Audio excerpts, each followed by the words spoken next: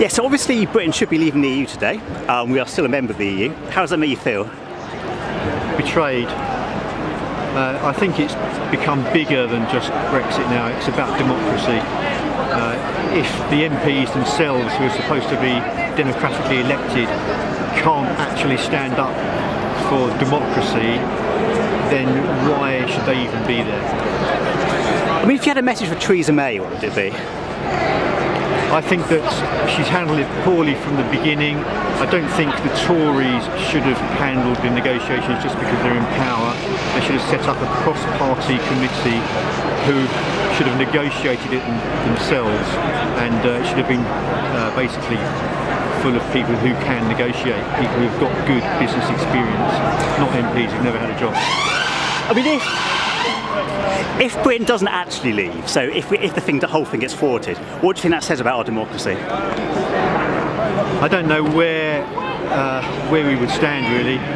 It does make a complete mockery of democracy if that was to happen. I think people would lose complete faith in the democratic system, and I think you'd see a complete fall in votes for general elections, and maybe even people going to other parties that aren't the mainstream parties. So obviously Brexit should be happening today. Yep. We're still a member of the European Union. How do you feel about that? Rather upset. We were promised so many times it's uncountable that we would have been finished tonight. The promises have not been brought forward, and I can speak on behalf of a lot of my fellow countrymen. We're all very, very disappointed in our current government. And what do you think about the size of the rally which came to demand that Brexit is implemented? Sorry? What do you think about the size of the rally which came to demand that Brexit is implemented? It was big, but it's still not the 17.4 million, but we've already voted, so we really shouldn't be here twice. It's not all about numbers. And do you think the next option is going to be political? Do you think there needs to be kind of a new Brexit party, or can it push through the Tories? Let's be honest, nobody really believes in Labour. We're all starting to give up on the Tories, so I think a new party is the way forward. And could that be Nigel Farage's Brexit party, do you think? I don't have a problem with Nigel. Whether it's his or not, I don't know, but as an individual, do not have a problem with Nigel. He's one of our true outstanding Englishmen who speaks from his heart, and he loves his country. I'm very angry today. We live in a democracy, a parliamentary democracy. Parliament represent the people, and they betrayed us today, and I'm not happy about that at all.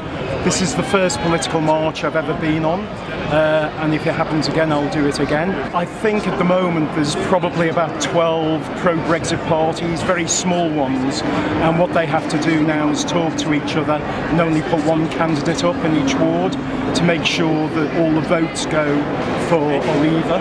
Yeah. I also personally think that the Conservative Party have finished. They'll be voted out of power at the next local elections as a kick in the nuts first, and then we'll do it in the proper general election as well. And Labour are just unelectable. No, Corbyn is a Brexiteer, and yet now he pretends not to be. Absolute disgrace. I mean, if we don't actually leave, so if Brexit is thwarted, what do you think that will say about British democracy?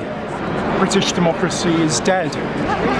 So obviously we're meant to be Brexiting today, and that's not going to happen. How does that make you feel? Betrayed, to be honest with you. I mean, 17,410,742 people voted in our biggest ever democratic exercise to leave the European Union. More people voted to leave the EU than voted for May, than voted for Corbyn, than voted for Thatcher, than voted for Blair. Now, this needs to be enacted, because the thing is, the people that inspired to vote had never voted in their lives, many of them, and I come from the Midlands and I campaigned for the past few years for Brexit. And speaking to people on the door, they voted for the first time in their lives because they believed it would change something for the first time. When they voted in previous general elections, they haven't felt it could change anything.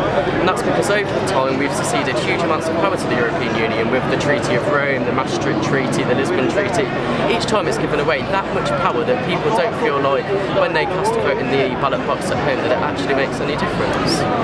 What do you think it says about the health of British democracy if Brexit isn't delivered?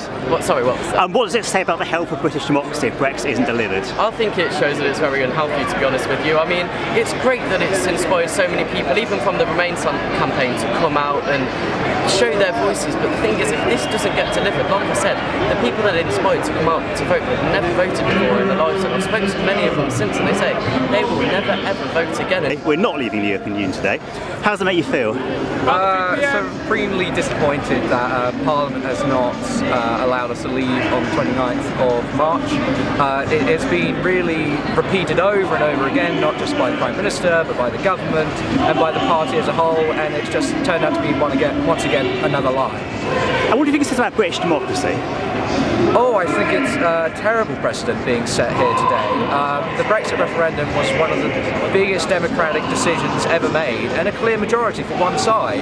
And if we say this decision can be overturned, everything's up for debate. I mean, most MPs are not elected by a majority, they're elected by a plurality.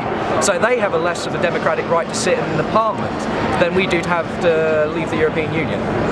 I mean, by the sound of things, the vote could be coming back for a fourth time next week. What do you think about that? Well, who knows? She was still wide off the mark. They theorise that Labour rebels may appear and push the deal over the line. I don't see it. I don't see anything that has made me think that. I think it's probably not going to happen. So the question is, what happens afterwards? A revocation, no deal, a renegotiation, who knows? Now, obviously we were meant to be leaving the EU today, and we're not going to. How does that make you feel? Angry. Angry because I feel like they have gone against our Queen asking for the extension. She signed that declaration that in the event of not being able to get a deal, then we will be leaving on WTO terms today at 11 PM. That is not happening. They've gone against our Queen, Her Majesty Queen Elizabeth II.